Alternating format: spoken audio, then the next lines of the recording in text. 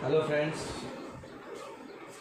तो आज આપણે જોઈએ આજે વર્તમાન કાળનો સાદા વર્તમાન કાળનો સૌથી છેલ્લો પોઈન્ટ એ છે ટુ ડુ।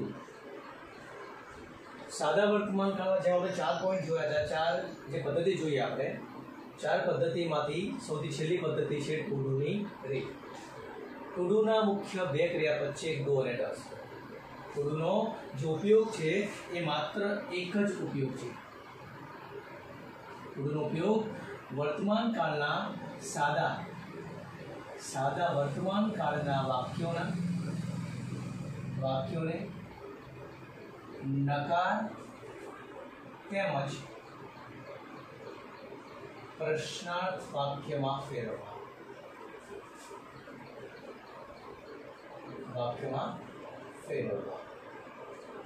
તો આપણી પાસે વર્તમાન કાળ બનાવવાની ચોથી જે પદ્ધતિ છે એ છે ટુ ડુની પદ્ધતિ છે, જેમાં મુખ્ય બે ક્રિયાપદ છે ડુ અને ડઝ।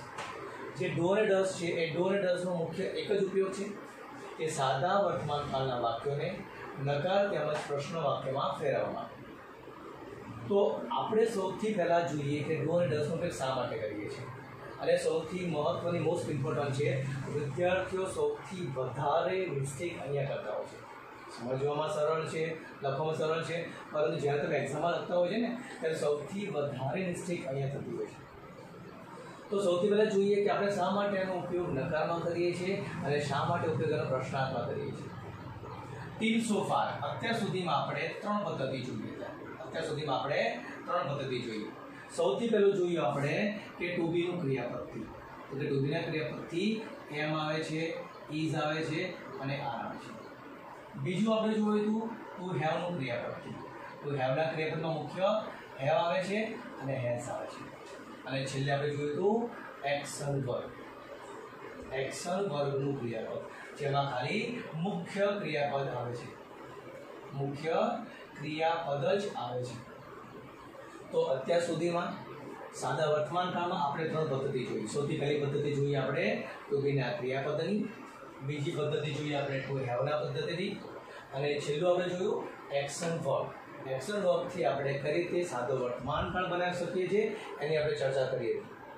હવે આપણે જોઈએ કે ડુ અને ડઝનો ઉપયોગ આપણે શા માટે કરીએ છીએ।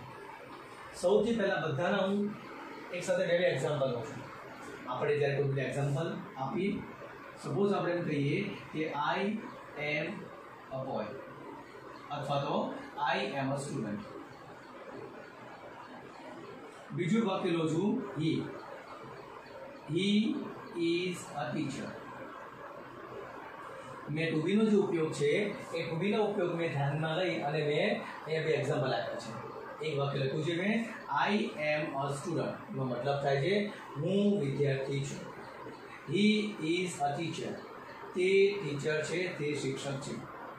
બીજું વાક્ય લખી ટુ હેવ અને હેઝથી વાક્ય બનાવીએ। સૌથી પહેલાં લખીએ આપણે આઈ હેવ અ બુક, મારી પાસે ચોપડી છે। આઈ હેવ અ બુકનો મતલબ થાય છે મારી પાસે ચોપડી છે। જ્યારે ટીચર પાસે ચોપડી હશે તો આપણે શું કહીશું, આપણે હી હેઝ અ બુક, તેની પાસે ચોપડી છે।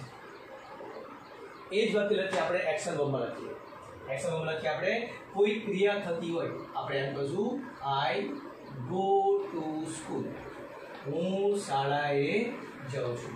I go to school. કોઈ આપણે શિક્ષક માટે કહીશું હી પ્લેઝ ક્રિકેટ, એ ક્રિકેટ રમે છે। તો અહીંયા આપણે સાદા વર્તમાન કાળના ટુ બીના બે એક્ઝામ્પલ લીધા, ટુ હેવના બે એક્ઝામ્પલ લીધા, અને એ જ પ્રમાણે એક્શન વર્બના આપણે બે એક્ઝામ્પલ લીધા। ફરી એકવાર ધ્યાન રાખો, જ્યારે પણ તમે એક્શન વર્બનો ઉપયોગ કરતા હશો ત્યારે એમ ઇઝ આરનો ઉપયોગ કરતા નથી, સાથે હેવ કે હેઝનો ઉપયોગ થતો નથી। જ્યારે એક્શન વર્બનું વાક્ય હોય ત્યારે માત્ર મુખ્ય ક્રિયાપદ જ આવતું હોય છે। જ્યારે ત્રીજો પુરુષ એકવચન હોય છે ત્યારે એસ કે એસ પ્રત્યય લાગતું હોય છે, જે આપણે અગાઉના લેક્ચર 4માં આપણે જોયું હતું। હવે આપણે શરૂઆત કરીએ વાક્યને નેગેટિવ એટલે નકાર બનાવવાની। નકાર વાક્યને ઇંગ્લિશમાં કહેવાશે નેગેટિવ સેન્ટેન્સ। જ્યારે પણ વાક્યને નકાર બનાવવો હોય તો નકાર વાક્ય બનાવવાનો એક રૂલ છે। નકાર વાક્ય બનાવો એટલે હંમેશા માટે વાક્યમાં નોટ આવે અને નોટ એ હંમેશા માટે સહાયકારક ક્રિયાપદ પછી જ આવશે. નોટ હંમેશા માટે સહાયકારક ક્રિયાપદ પછી જ નોટ આપશે. સૌથી મહત્વનો સમજવાનો મુદ્દો છે. નોટ ક્યારે લાગશે? કોઈ પણ નેગેટિવ સેન્ટેન્સ બનાવવું હોય વાક્યમાં ત્યારે સહાયકારક ક્રિયાપદ વત્તા નોટ જ લેવું પડે. નોટ ગમે ત્યાં આવતું નથી. નોટ અને સહાયકારક ક્રિયાપદ એ હસબન્ડ વાઇફ જેવું કામ કરે છે. હંમેશા માટે સાથે જ આવતા હોય છે. હંમેશા માટે સહાયકારક ક્રિયાપદ એ સાથે નોટ આવતું હોય. તો જ્યારે મારે આ વાક્યને નકાર કરવું હોય તો ખૂબ જ સરળ છે. ખાલી શું કરીશું? આઈ એમ નોટ. મારું સહાયકારક ક્રિયાપદ છે એમ. એમ સાથે જસ્ટ હું નોટ મૂકીશ તો વાક્ય બનશે મારું આઈ એમ નોટ અ સ્ટુડન્ટ. નો મતલબ થાય છે હું વિદ્યાર્થી નથી. એ જ પ્રમાણે તમે જ્યારે એમ કહો આઈ હેવ અ બુક, મારી પાસે બુક છે. જો તમારી પાસે બુક ના હોય તો તમે એમ કહી શકો છો કે મારી પાસે બુક નથી. તો તમારે વચ્ચે નોટ મૂકવો પડે. અને નોટ એ હંમેશા માટે સહાયકારક ક્રિયાપદ પછી જ આવે. તો મતલબ વાક્ય બનશે I have not a book. એ જ પ્રમાણે જ્યારે તમારું એક્શન વર્બનું વાક્ય હોય અને એક્શન વર્બના વાક્યને જ્યારે તમારે નકાર વાક્ય બનાવવું હોય તો આ વાક્યનું નકાર વાક્ય શક્ય નથી. શા માટે શક્ય નથી? કારણ કે એક્શન વર્બના વાક્યમાં ક્યારે પણ તમને સહાયકારક ક્રિયાપદ આપેલું નથી. આ તમારો સૌથી મહત્વનો મુદ્દો છે. તો જ્યારે એક્શન વર્બના વાક્યમાં જ્યારે તમને સહાયકારક ક્રિયાપદ નથી આપેલું હોતું અને તમારે નોટ લખવું હોય તો એ વાક્યને નકાર બનાવવું અશક્ય હોય છે. માટે એટ ધેટ ટાઈમ આપણે ડુ અને ડઝનો ઉપયોગ કરીએ છીએ. તો આઈ સાથે આપણે લેવું પડશે ડુ અને ડુ સાથે not. I do not go to school. હું શાળાએ જતો નથી. તો તમે જોયું ને કે જ્યારે તમને કોઈ એક્શન વર્બના વાક્યમાં કોઈ તમને સહાયકારક ક્રિયાપદ નથી આપેલું હતું ત્યારે આપણે ઉપયોગ કરીએ છીએ ડુનો અથવા તો ડઝનો. ડઝનો ઉપયોગ ક્યાં થશે? કે જ્યારે તમને ત્રીજો પુરુષ એક વચન આપેલું હોય ત્યારે આપણે અહીંયા ડઝ લેશું. નીચેના વાક્યનો આપણે નકાર વાક્ય કરીએ. આનું નેગેટિવ સેન્ટેન્સ બનાવશું. એ બનશે તમારે he is not a teacher. આ વાક્ય પણ તમારે સરળતાથી બનશે. શા માટે? કારણ કે તમને ઇઝ આપેલો છે અને ઇઝ વત્તા નોટ મૂકવું હોય તો સહાયકારક ક્રિયાપદ સાથે મારે ફરજિયાત નોટ લેવું પડે છે. એ જ પ્રમાણે હી હેઝ અ બુક નું બનશે he has not a book. Third sentence છે he plays a cricket. He plays cricket. ફરીથી એ સમસ્યા થઈ. જ્યારે તમને એક્શન વર્બનું વાક્ય આપેલું હોય તો એ વાક્યમાં ક્યારેય પણ સહાયકારક ક્રિયાપદ હોતું નથી. તો આવા વાક્યને નકાર કરવા માટે મારે ફરજિયાત કોઈ સહાયકારકનો ઉપયોગ કરવો પડશે. જે આપણો મુદ્દો છે ડુ અને ડઝ. અને જ્યારે હી હોય છે હી સાથે ફરજિયાત આપણે ડઝ લેવું પડશે. અહીંયા વાક્ય બનશે આપણું હી ડઝ નોટ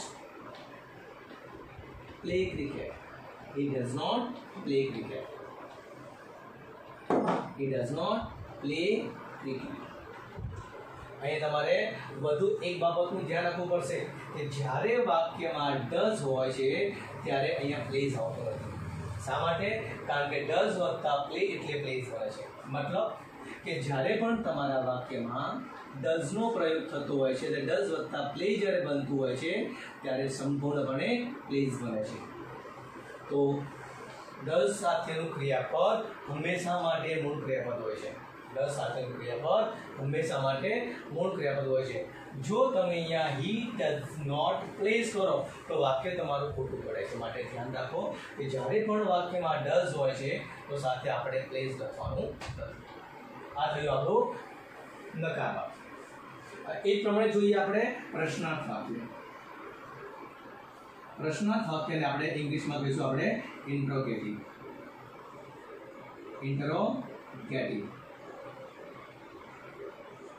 જ્યારે પણ તમારે ઇન્ટ્રોગેટિવનો મતલબ થાય છે પ્રશ્ન વાક્ય. જ્યારે પણ તમે પ્રશ્ન વાક્ય બનાવો છો એટલે ખૂબ જ સરળ હોય છે. પ્રશ્ન વાક્યની રચનામાં માત્ર કર્તા અને ક્રિયાપદ તમારે બદલાવાનું હોય છે. જ્યારે વાક્યની શરૂઆતમાં કર્તા હોય છે ત્યારે સાદું વાક્ય હોય છે, પરંતુ જ્યારે વાક્યની શરૂઆતમાં જ્યારે ક્રિયાપદ હોય છે ત્યારે એ પ્રશ્ન વાક્ય બને છે. આ વાક્યનું પ્રશ્ન વાક્ય બનાવવું હોય તો આપણી સાથે બને છે એમ આઈ અ સ્ટુડન્ટ. આનો મતલબ થાય છે કે શું હું વિદ્યાર્થી છું. આઈ હેવ અ બુક, મારી પાસે બુક છે. જ્યારે તમે પ્રશ્ન પૂછવો હોય કે શું મારી પાસે બુક છે, તો સરળ ભાષામાં કર્તા અને ક્રિયાપદને બદલાવો. ફરી એકવાર કહું છું કે જ્યારે સાદું વાક્ય આપેલું હોય, સાદા વાક્યમાં કર્તા અને ક્રિયાપદ હોય છે, પરંતુ જ્યારે પ્રશ્ન વાક્ય આપેલું હોય છે, પ્રશ્ન વાક્યમાં ઉલટું હોય છે. પહેલા ક્રિયાપદ હોય છે અને પછી કર્તા હોય છે. તો સૌથી પહેલા આવશે સહાયકારક ક્રિયાપદ હેવ આઈ અ બુક. શું મારી પાસે બુક છે. પરંતુ ફરીથી એ સમસ્યા આવશે તમારે અહીંયા કે જ્યારે તમે એક્શન વર્બનું વાક્યને પ્રશ્ન વાક્ય બનાવો છો. જ્યારે તમે એક્શન વર્બના વાક્યને પ્રશ્નમાં બનાવો છો ત્યારે તમારી પાસે કોઈ જ સહાયકારક ક્રિયાપદ નથી, અને મુખ્ય ક્રિયાપદથી ક્યારેય પણ શરૂઆતમાં પ્રશ્ન વાક્ય બનતું નથી. તો જે પ્રશ્ન વાક્યની શરૂઆત છે એ પણ હંમેશા માટે સહાયક ક્રિયાપદ થતી હોય છે. માટે ફરી એકવાર જો મારે આ વાક્યને પ્રશ્નાર્થ બનાવવો હોય તો મારે વાક્યની શરૂઆતમાં મારે ડુ લેવું પડે છે. એટલે બનશે do I go to school. આ છે આપણું પ્રશ્નાર્થ વાક્ય. તો હવે તમને ખબર પડી જશે કે આપણે ડુ અને ડઝનો ઉપયોગ શા માટે કરીએ છીએ. તો હવે ડુ અને ડઝનો ઉપયોગ એટલા માટે કરીએ છીએ કારણ કે વર્તમાન કાળના એક્શન વર્બના વાક્યમાં ક્યારે પણ સહાયકારક ક્રિયાપદ હોતું નથી.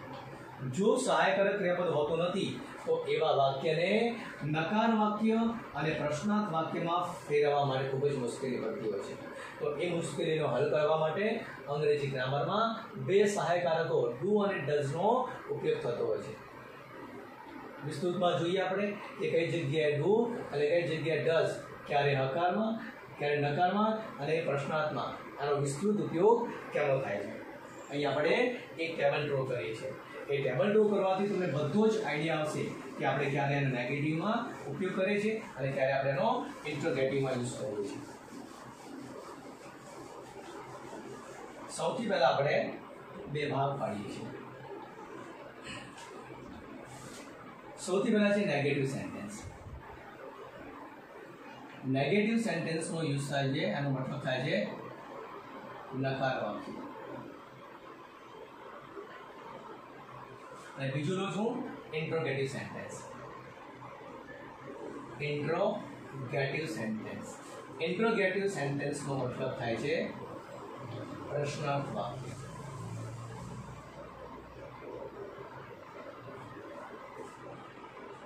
ફરી એકવાર જોઈએ આપણે. આપણી પાસે એક વચન છે સિંગ્યુલર અને બહુવચન છે પ્લુરલ. આપણી પાસે ત્રણ પ્રકારના પુરુષ છે. એક છે પ્રથમ પુરુષ એક વચન, બીજો પુરુષ એક વચન બહુવચન અને ત્રીજો પુરુષ એક વચન પુરુષ.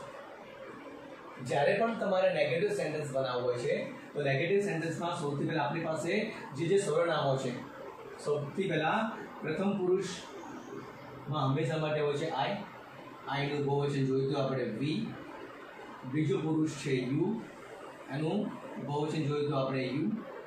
સાથે આવશે આપણે ત્રીજા પુરુષમાં હી, શી અને ઇટ. આ બધાનું બહુવચન થશે તમારે હી. તો જ્યારે પણ તમારે ઇન્ટ્રોગેટિવ સેન્ટેન્સ બનાવવું હોય કે નેગેટિવ સેન્ટેન્સ બનાવવું હોય અને જો તમને સહાયક ક્રિયાપદ ના આપેલું હોય તો એટ ધ ટાઈમ આપણે ડુ અને ડઝનો ઉપયોગ કરીએ છીએ. તો જોઈએ સૌથી પહેલાં આપણે કે નેગેટિવ સેન્ટેન્સ બનાવતી વખતે, નકાર વાક્ય બનાવતી વખતે કોની સાથે કયા ક્રિયાપદનો ઉપયોગ થાય છે. તો જ્યારે આઈ હોય છે તો આઈ સાથે આપણે ફરજિયાત ડુ નોટનો ઉપયોગ થતો હોય છે. આઈ ડુ નોટ. વી હશે તો વી ડુ નોટ. યુ સાથે પણ આવશે તમારે યુ ડુ નોટ. અહીં પણ આવશે યુ ડુ નોટ. પરંતુ જ્યારે હી શી કે ઇટ હશે તો એની સાથે ડુ ના બદલે ડઝ નો ઉપયોગ થશે. He does not, she does not અને ઇટ ડઝ નોટ. આવા વાક્યથી એ વાક્યને નકાર બનશે. પરંતુ ધ્યાન રાખો, આવા વાક્યમાં આના જે તમને હકાર વાક્ય હશે એ હકાર વાક્યમાં ત્યારે પણ તમને કોઈ સહાયકારક ક્રિયાપદ નહીં આપેલું. જે સાથે આવશે they do not. અને આપણે બધા એક્ઝામ્પલ જોઈએ છીએ થોડી વાર પછી. પહેલા આપણે આની કન્સ્ટ્રક્શન સમજી લઈએ. ફરી એકવાર, જ્યારે પણ તમારે નકાર વાક્ય બનાવવું હોય તો નકાર વાક્ય બનાવતી વખતે હંમેશા માટે આઈ સાથે આવશે not, do not. I do not, we do not. You સાથે યુ ડુ નોટ અને બહુવચનમાં પણ યુ ડુ નોટ. જ્યારે ત્રીજો પુરુષ એક વચન હોય તો એ સાથે આવશે he, he does not, she does not, it does not અને દે ડુ નોટ. એ પ્રમાણે જોઈએ કે જ્યારે આપણી પાસે ઇન્ટ્રોગેટિવ સેન્ટેન્સ હોય છે, ઇન્ટ્રોગેટિવ સેન્ટેન્સમાં એટલે કે પ્રશ્નાર્થ વાક્યમાં, પ્રશ્ન વાક્યમાં હંમેશા માટે સહાયકારક ક્રિયાપદ વાક્યની શરૂઆતમાં આવતું હોય છે. આપણી પાસે બે પ્રકારના વચનો છે, એક વચન સિંગ્યુલર અને બહુવચન પ્લુરલ. આપણી પાસે ફર્સ્ટ પર્સન છે આઈ, સેકન્ડ પર્સન છે અને થર્ડ પર્સન છે. ફરી એકવાર કહું કે જ્યારે પ્રશ્ન વાક્ય બનાવો છો ત્યારે પ્રશ્ન વાક્યમાં હંમેશા માટે વાક્યની શરૂઆત એ હંમેશા માટે ક્રિયાપદથી થતી હોય છે. સાદા પ્રશ્ન વાક્યની શરૂઆત હંમેશા માટે સહાયકારક ક્રિયાપદથી થતી હોય છે. તો માટે જ્યારે પ્રથમ પુરુષનું વાક્ય હોય તો એ વાક્યમાં પ્રશ્ન બનાવવા માટે તમારે વાક્યની શરૂઆત કરવી પડે છે ડુ આઈ. તમે એક્ઝામ્પલ લઈ પણ શકો છો સાથે. સપોઝ તમે પૂછી શકો છો કે do I play game, do I play game, શું હું રમત રમી શકું છું? તમે પાછળ કોઈ પણ વાક્યની તમે ક્રિયાની પરમિશન માંગી શકો છો. એ પ્રમાણે જ્યારે તમારી પાસે વી હશે તો તમે એ પણ પ્રમાણેની તમે વીથી માંગી શકશો. Do we, do we. જો તમારી પાસે બીજો પુરુષ હશે તો પણ તમારે આવશે અહીંયા do you, do you. For example, do you like મી. જ્યારે બહુવચન હશે ત્યારે પણ સેમ જ એ જ રચના બનશે. અને જ્યારે આપણી પાસે ત્રીજો પુરુષ એક વચન હોય છે ત્યારે આપણે લઈશું આપણે does. Does he play cricket? Does she sing a song? Does it like it?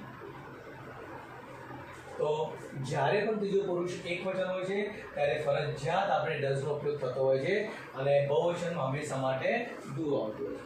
Do, દે. તો અહીંયા જે આપણી સામે ઇન્ટ્રોગેટિવ સેન્ટેન્સ, ઇન્ટ્રોગેટિવ સેન્ટેન્સનો ફરી એકવાર કીધો તમને, એનો મતલબ થાય પ્રશ્ન વાક્ય. તો જ્યારે પણ તમે સાદા પ્રશ્ન વાક્ય બનાવતા હોય તો એટ ધેટ ટાઈમ શરૂઆતમાં હંમેશા માટે સહાયકારક ક્રિયાપદ જ આવે. એટલે કે એની શરૂઆત ડુ અને ડઝ થી થતી હોય છે. જો તમને કોઈ સહાયકારક ક્રિયાપદ ના આપેલું હોય તો જ્યારે તમારે પ્રશ્ન વાક્ય બનાવવું હોય અને વાક્યમાં આઈ છે તો વાક્ય બનશે ડુ આઈ. ફોર એક્ઝામ્પલ જોયું તમે કે do I play a game, do I play cricket, do I write this essay, et cetera. જ્યારે બહુવચન વાક્ય હશે ત્યારે ડુ હંમેશા માટે વી સાથે આવતો હશે. તો ડુ વી, ડુ વી અને તમે કોઈ પણ વાક્ય લખી શકો છો. એ પ્રમાણે do you, does he, does she, does it અને ડુ ધે. તો અહીંયા છે આપણું આ પ્રશ્ન વાક્ય. હવે આપણે એક સિમ્પલ સેન્ટેન્સ લઈએ અને એ એક જ વાક્ય અફર્મેટિવ સેન્ટેન્સ લઈએ એટલે કે હકાર વાક્ય લઈએ અને હકાર વાક્યનો આપણે એનો નકાર કરીએ અને એ જ વાક્યનો આપણે પ્રશ્ન વાક્ય બનાવીએ. તો જોઈએ આપણે વધારે મોર કોન્સેપ્ટ ક્લિયર માટે આપણે બધા જ જે એક્ઝામ્પલ છે એક સાથે લઈએ. આપણે યાદ રાખવાનું છે તમારે કે ડુ નો અને ડઝ નો ઉપયોગ ક્યાં થતો હોય છે. તો યાદ રહેશે કે ડઝ હંમેશા માટે ત્રીજો પુરુષ એક વચન સાથે વપરાતું હોય છે. તો આપણે મોર એક્ઝામ્પલ જોઈએ.